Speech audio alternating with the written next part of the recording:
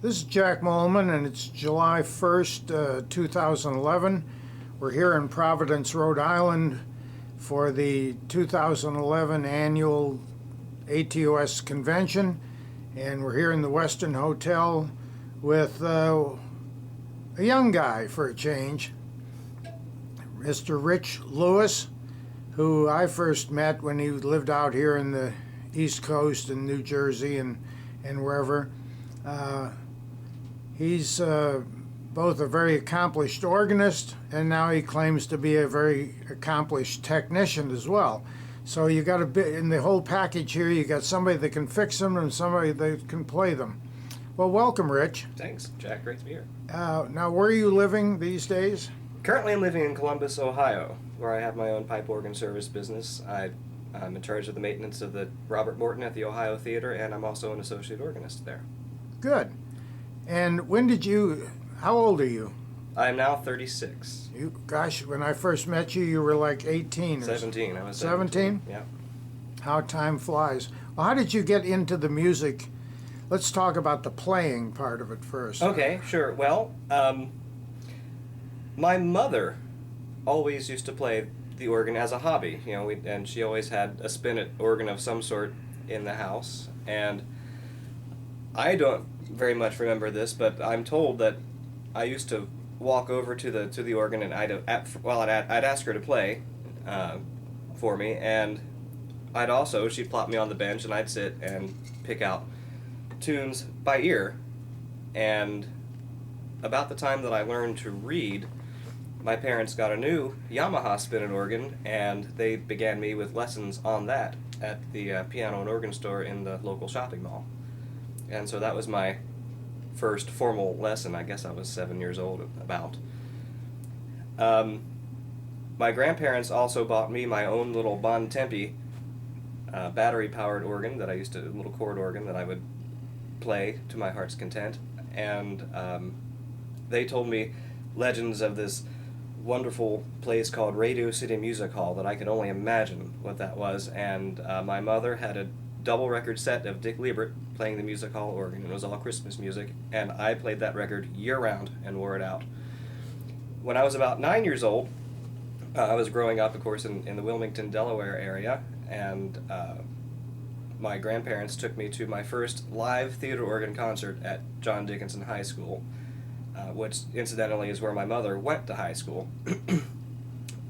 I fortunately did not. I think had I gone to Dickinson, I probably wouldn't have graduated for cutting classes to play the organ.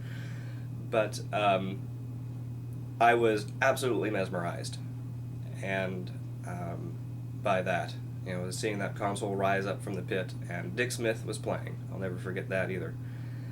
And but that was my last exposure for a while, until I got into junior high school, and I was in 8th grade, and I was also in band and chorus in school, and I auditioned that year for the Delaware Junior All-State Chorus, and that concert, the All-State concert, was held at Dickinson, and the organ was used, and so that was my reintroduction. And that summer, late that summer, I was going into high school, and I volunteered for the organ maintenance crew at Dickinson, and that also then provided me access to the organ for playing and practice. And I studied the organists who came in for concerts like a hawk. Most of the time, they were very gracious. I would set up a chair right next to the console and watch every move they made. And even if they weren't amenable to me doing that, I hung around and listened. And the Dickinson Theater Organ Society folks became very much family to me. They're adopted family now, and that grew on later into the bigger national American Theater Organ Society, and lots of dear friends. When I was a senior in high school, Bob Dilworth at Dickinson, of course, had been active in planning the 1992 ATOS annual convention, which was hosted in the Philadelphia area, and the Dickinson organ was heavily used for that. He suggested to me that I consider entering the ATOS National Young Organist Competition, which I did. And at that point, I thought it'd be great just to get some feedback and from judges and to improve my playing. And lo and behold, I won the damn thing. And in those days, it was all done by cassette. And so that led to a cameo appearance that year at the convention at Dickinson, and the following year I played a program for the convention in Chicago at the Patio Theater. And so my theater organ career was then off and running. So playing at Dickinson for the competition, was that your first public program that you'd done? Really important one, yeah. I played for shows and playing music and things at the auditorium before But in front of 600 people, or right, and who knew what they were doing and listening to. Yes. Very critical people. Yes, that was. Somewhere along the line now you got into the technician thing. You said something about you were on the crew at Dickinson. That's right. Apparently you've gotten a little bit more serious about the repair part of it. Well, yeah. Are you a trained, certified, as they call it, theater organ technician, or is it any kind of organ? Any kind of organ. Well, because I like to be able to pay the rent, and so I take care of church organs and theater organs. Well, that all began at the same time when I became active with Dickinson Theater Organ Society. I was on the volunteer maintenance crew and learned a lot about how organs work. And I didn't do a whole lot of hands-on stuff at that point because, of course, I was pretty young, but I did learn a whole lot. After winning the competition and graduating high school, I did go off to Westminster Choir College and studied organ performance and sacred music there for a few years. From there, I actually went and all the while playing in churches. Also, I worked for 2 years in the final test department of Allen Organ Company and gained some skills there, mostly working on consoles is what I did there. And then in 2002. I was asked out to Columbus to fill in for Clark Wilson at the Ohio Theater. I suppose he had to go off and play for a national convention or something. And so I went out there and met the guys over at Bunminnick Pipe Organ Company. And I just fell in love with Columbus, and they were great. And before the week or 10 days was out, they had offered me a job. And I'd secured the associate organist position at the Ohio, and so later that summer, I moved out to Columbus and worked for 2 years with Bunminnick and played at the Ohio.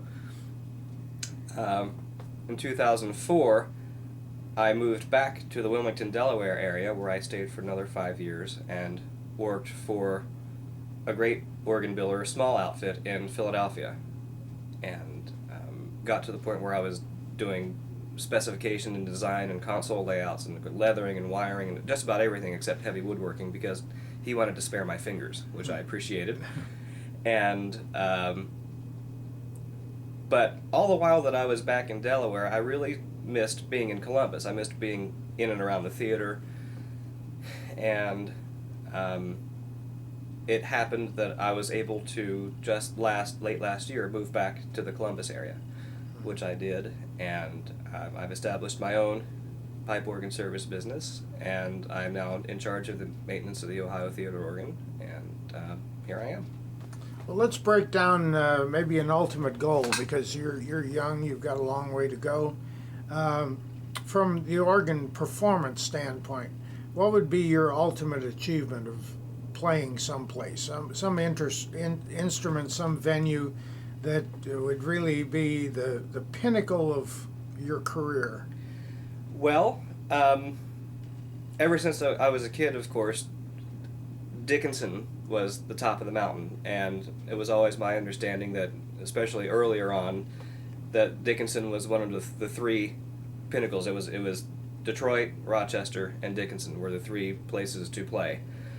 And right now I can sit here and tell you that I've played Detroit 3 times, Rochester once, and just last summer I was finally invited to play a concert at Dickinson. So there's nothing left? Well, no, there's plenty left. There's lots of places I haven't yet Well, now played. that you've done those three, those pinnacles, there's got to be something greater than that. Well, I suppose I'm going to keep working and No, I mean some place, some organ. some organ. Well, let's see. I've not actually played anywhere on the West Coast yet, so I'd love to play Berkeley, any of the venues in Southern California, the Castro. They're all fabulous places, fabulous people, and wonderful organs. Well, let's talk from the maintenance standpoint. Where would you like to be the head technician on what organ? Not that it's a disaster and you'd make a lot of money by doing something, but just the thrill of saying you're the maintainer of this particular instrument. Really, saying that I am that at the Ohio Theater is pretty You've got special, that. I think. I've got that. But beyond that, Sounds like you're pretty content with what you have done and where you are. I really, really am. No, nothing in the future. You're just going to stay there and do what you do. I'm going to keep doing what I'm doing right now. Because some people think they want to do something. They may never do it, but they always some big goal. Yeah, well, so far I've managed to achieve just about everything I've wanted to do. Well, you're very to this fortunate. point. Yes, and so, well, of course, I'd love repeat engagements at the big three that we've already talked about, and I've been doing more and more theater organ work nationally with Clark Wilson doing tonal finishing projects. Here for this convention, I was out with him and Carlton Smith a few months ago doing tonal work on the Hanover Theater organ and at the organ at Babson College. And I'm here at this convention. I've actually been out the week prior to the start of the convention getting organs prepared and tuned. I tuned the Hanover organ, tuned the Babson organ, and also the Zeiterion Theater. So. Well, that's interesting. You've achieved so much, Rich, in 36 years. What would be your advice to some young person coming into either the performance or the maintenance aspect of the organ? For performance, my best advice would be to don't be discouraged. Don't let anyone discourage you. Keep your nose and elbows to the grindstone, and don't take your eyes off the prize. Because there was some intervening years there where I got away from it and lost valuable time, and I regret that now, actually. So don't let anything stand in your way. And for the maintenance and technical aspects of it, learn all that you can from everyone that you can, because everyone has different ways of doing things and different skills, and the more you can glean from more people, the better off you'll be and better prepared to face various situations. Well, you sound like you're happy with the occupation you've chosen. Yes. You got two of them, both playing and maintaining. Well, I've enjoyed the conversation with you Thanks. today, You too, Rich. yeah. And just a reminder, today is the 1st of July, 2011. We're here with Rich Lewis, and this is Jack Moelmann, and we'll be hearing more great things from you, Hope Rich. so. Who knows what they'll be, but best wishes. Thanks, Jack.